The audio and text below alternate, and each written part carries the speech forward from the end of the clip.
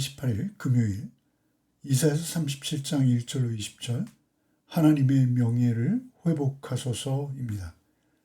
어제 36장에서는 아수르가 히스기야와 백성들을 향해서 군사적 위협을 가하는 상황이었습니다.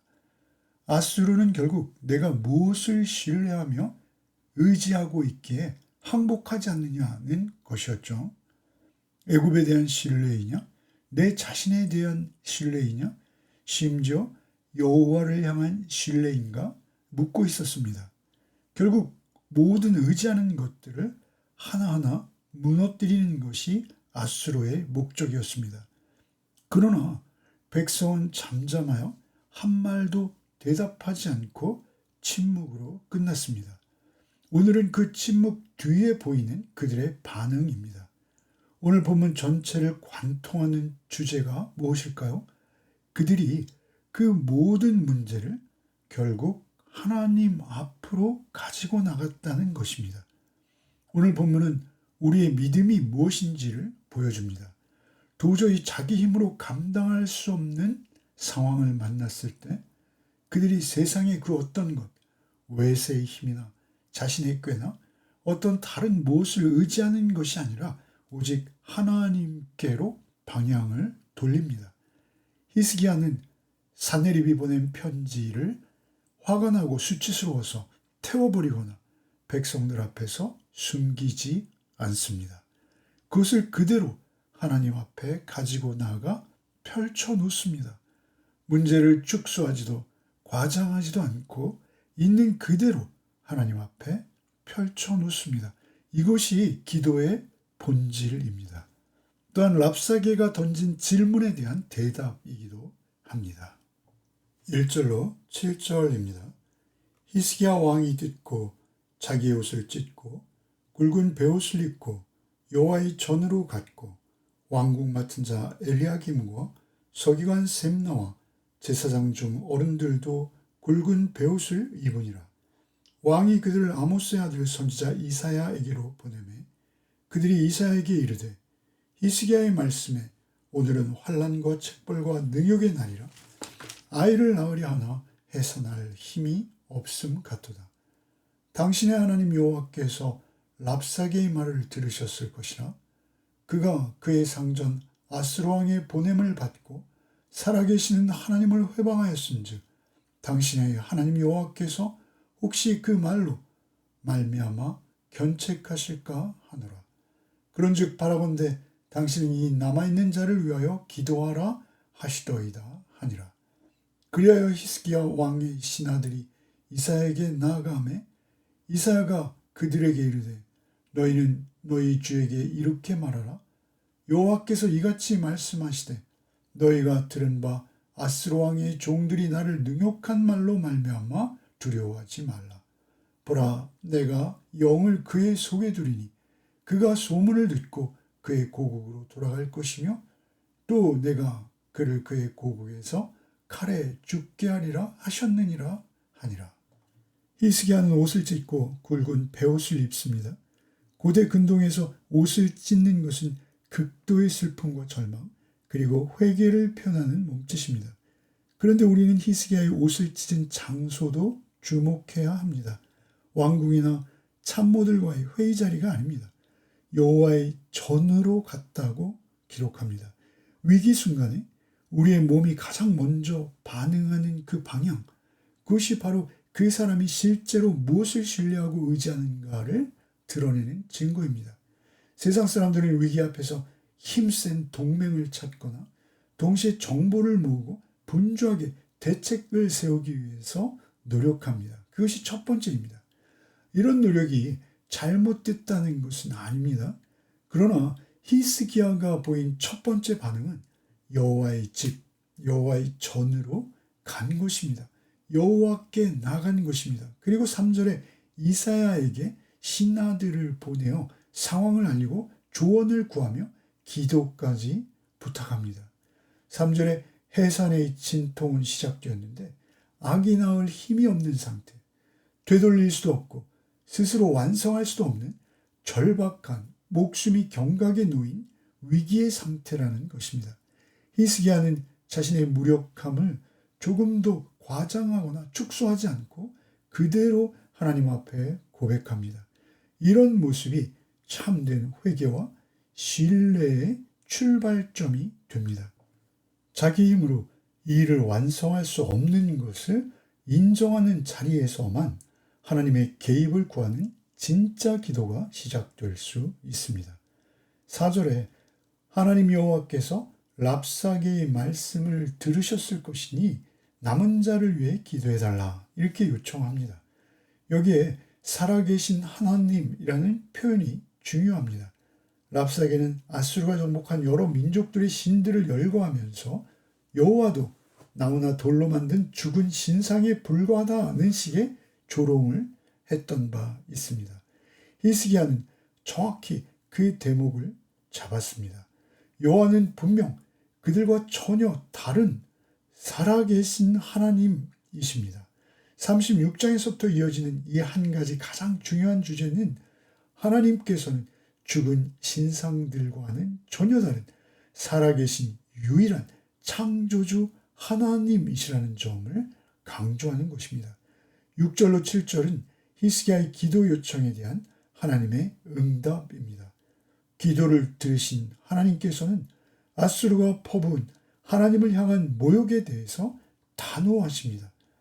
그들은 풍문을 듣고 자기 나라로 돌아갈 수밖에 없을 것이요 돌아가서는 칼에 죽임당할 것이다 선언하십니다. 상황은 아직 변하지 않았습니다. 그러나 하나님의 말씀은 선언되었고 이제는 그대로 이루어질 것을 믿음으로 기다리는 것만 남았습니다. 8절로 13절입니다. 아수르 왕이 라기스를 떠났다 함을 듣고 랍사게가 돌아가다가 그 왕을 만나니 림나를 치고 있더라. 그때 아수르 왕이 구스 왕 디르하가의 일에 관하여 들은즉 사람들이 이르기를 그가 나와서 왕과 싸우려 한다 하는지라. 이 말을 듣고 사자들을 히스기야에게 보내며 이르되 너희는 유다의 히스기야 왕에게 이같이 말하여 이르기를 너는 내가 신뢰하는 하나님이 이스라엘이 아수르 왕의 손에 넘어가지 아니하리라 하는 말에 속지 말라. 아수르 왕들이 모든 나라에 어떤 일을 행하였으며 그것을 어떻게 멸절시켰는지 내가 들었으리니 내가 구원을 받겠느냐? 나의 조상들이 멸하신 열방 고산과 하란과 레셉과 및 들라살에 있는 에덴 자손을 그 나라들의 신들이 건졌더냐? 하마단과 아르바단과 스바다임 성의 왕과 헤나 왕과 이하 왕이 어디 있느냐 하라 하였더라. 이사를 통해 위로의 말씀은 받았으나 위기는 아직 지속되고 있습니다. 8절로 11절에 랍사게는 림나에서 싸우고 있는 사네립에게 돌아가고 사네립은 구스 왕이 진격해 온다는 소문을 듣습니다. 그러자 사네립은 이번에는 말이 아니라 문서, 곧 편지를 히스기야에게 보냅니다. 여기서 우리가 놓치지 말아야 할 중요한 개념이 있습니다. 하나님의 말씀을 받았다 해서 위협의 실체가 곧바로 사라지지 않는다는 사실입니다. 두려워 말라. 확신을 받았음에도 오히려 더 노골적이고 집요한 협박이 다시 시작되고 있는 것입니다. 믿음은 문제가 바로 사라져 버리는 것이 아닙니다. 오히려 문제의 한복판에서 하나님만을 붙드는 것이 믿음입니다. 약속은 주어졌지만 성취는 아직 완성되지 않았습니다. 그 사이의 간격을 믿음으로 걸어가는 것, 그것이 우리의 신앙입니다. 10절에 다시 이번엔 더 지독한 위협이 날아들고 있습니다. 내가 신뢰하는 하나님이 예루살렘이 아수르 왕의 손에 넘어가지 아니하리라. 이런 말에 속지 말라. 이것이 사네립의 편지 내용입니다. 여기서도 어제 우리가 구체적으로 살펴보았던 의뢰하다, 신뢰하다라는 표현이 다시 등장합니다. 사네립은 자기가 멸망시킨 여러 나라의 이름들을 다시 열거합니다. 그 많은 나라의 신들도 그들을 구원하지 못했으니 너희 하나님도 마찬가지다 라고 주장하는 것이죠. 사내립이 노리는 것은 단순히 예루살렘의 정복만이 아닙니다. 하나님의 백성에게서 하나님에 대한 신뢰, 의뢰하는 마음을 빼앗아 버리는 것입니다. 이것이 성경에서 반복되는 영적 전쟁의 실체입니다. 우리 시대에도 사람들은 하나님을 여러 종교 중 하나의 선택지로 여기도록 우리를 미혹합니다. 또는 번영과 성공을 보장해주는 어떤 우상과 같이 하나님을 여기도록 우리를 미혹합니다. 여기서 우리의 믿음은 시험받을 수 있습니다. 하나님을 믿는 것은 하나님께서 내가 원하는 일을 해주시는 것을 믿는 것이 아닙니다. 하나님은 어떤 상황에서도 한 분 유일하신 하나님이심을 믿는 것이 성경에서 말하는 믿음입니다. 히스기야는 아직 구원을 보지 못했습니다. 그러나 그는 하나님께로 올라갑니다. 하나님께로 돌아갑니다. 이것이 믿음입니다. 14절로 20절입니다. 히스기야가 그 사자들의 손에서 글을 받아보고 여호와의 전에 올라가서 그 글을 여호와 앞에 펴놓고 여호와께 기도하여 이르되 그룹 사이에 계신 이스라엘 하나님 만군의 여호와여 주는 천하 만국의 유일하신 하나님이시라. 주께서 천지를 만드셨나이다. 여호와여 귀를 기울여 들으시옵소서. 여호와여 눈을 뜨고 보시옵소서. 사내립이 사람을 보내어 살아계시는 하나님을 회방한 모든 말을 들으시옵소서. 여호와여 아수르 왕들이 과연 열국과 그들의 땅을 황폐하게 하였고 그들의 신들을 불에 던졌사오나 그들은 신이 아니라 사람의 손으로 만든 것일 뿐이요 나무와 돌이라. 그러므로 멸망을 당하였나이다. 우리 하나님 여호와여 이제 우리를 그의 손에서 구원하사 천하 만국이 주만이 여호와이신 줄을 알게 하옵소서 하니라. 히스기야는 편지를 받아들고 여호와의 전에 올라가 그 편지를 여호와 앞에 펼쳐 놓습니다. 그는 편지를 방치하지도 감추지도 찢어버리지도 않습니다. 하나님을 신뢰하고 의지하는 것은 문제가 없는 것처럼 여기는 낙관주의가 아니라 문제를 정확하게 축소도 과장도 없이 하나님 앞에 내어 놓는 것입니다.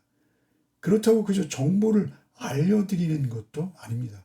하나님께서는 이미 우리의 모든 상황을 낱낱이 아십니다. 우리 자신이 그 위협과 실체 앞에 있음을 하나님 앞에 정직하게 드러내고 하나님 앞에 서 있는 자리, 그게 기도의 자리입니다. 16절에 히스기야는 기도를 시작하며 하나님이 누구신지 자신의 고백으로 정확히 표현하고 있습니다. 우리의 간구는 언제나 하나님에 대한 올바른 이해 위에 세워져야 합니다. 여호와는 창조주요 만국 위에 홀로 계신 유일하신 하나님이심을 고백하며 기도를 시작합니다.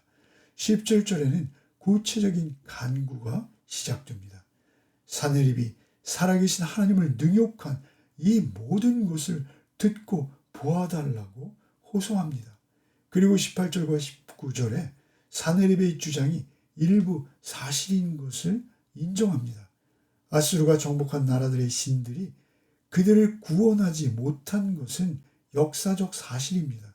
그러나 그 이유는 그 신들이 애초에 신이 아니었기 때문이요 나무와 돌로 사람의 손으로 만든 것들이기 때문이다 라고 말하죠. 그리고 20절에 우리 하나님 여호와여 이제 우리를 그의 손에서 구원하사 천하 만국이 주만이 여호와이신 줄 알게 하옵소서 이렇게 기도하죠. 이 기도의 정점이자 오늘 본문 전체의 절정입니다.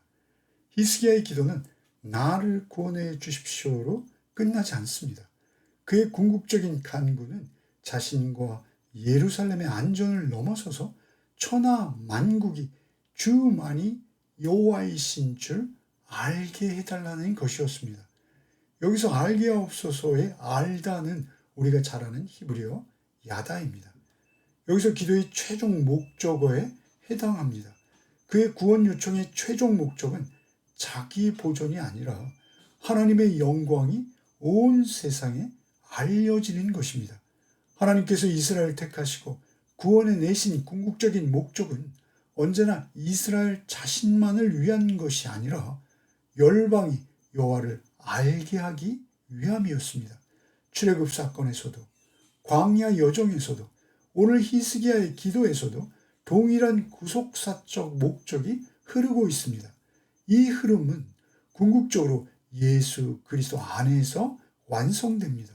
십자가와 부활, 그리고 너희는 가서 모든 민족을 제자로 삼으라 하는 그 지상 명령은 바로 히스기야의 기도의 궁극적 성취입니다. 하나님의 구원은 한 개인에게, 한 민족에게 멈추지 않고 온 세상이 여호와를 아는 데까지 흘러가는 것입니다. 우리의 삶에도 히스기야가 받은 편지와 같은 상황들이 있을 수 있습니다. 각자가 받는 병원의 진단서일 수도 있고요. 예상하지 못했던 통보를 받기도 합니다. 관계의 파국을 알리는 소식도 들을 수 있습니다. 우리는 그 편지와 소식을 외면하거나 서랍 속에 넣어두어서는 안 됩니다. 우리의 힘으로 어쩔 수 없는 상황이라면 우리 역시 오늘 본문의 히스기야와 같이 그대로 하나님 앞에 가지고 나가 기도의 자리에 펼쳐 놓아야 할 것입니다. 축소하지도 말고 과장하지도 말고 정직하게 하나님 앞에 펼쳐야 합니다. 그리고 결국 우리의 기도가 향해야 할 자리는 우리가 받은 응답을 넘어서서 이 세상에 하나님을 알게 하는 자리까지 그 도구로 우리가 쓰임 받을 수 있도록 나아가는 기도여야지만 합니다. 함께 기도하겠습니다. 주님, 우리에게 감당할 수 없는 상황이 얼마나 많은지요. 어떤 어려움 속에서도 그것을 숨기거나 홀로 짊어지려 하지 않게 하시고 오직 히스기야와 같이 주님 앞에 정직하게 펼쳐 놓는 용기가 있게 하여 주시옵소서. 오직 나를 구원해 주신 주의 사랑만을 의지하여 주님을 더욱 깊이 알게 하시고 홀로 경험하는 주님이 아니라 내가 경험한 주님을 세상에도 알리는 통로로 쓰임받는 은혜가 우리에게 있게 하여 주시옵소서. 오늘도 오직 성령님께서 우리와 동행해 주실 것을 믿사올 때 예수 그리스도 이름 받들어 기도드리옵나이다. 아멘.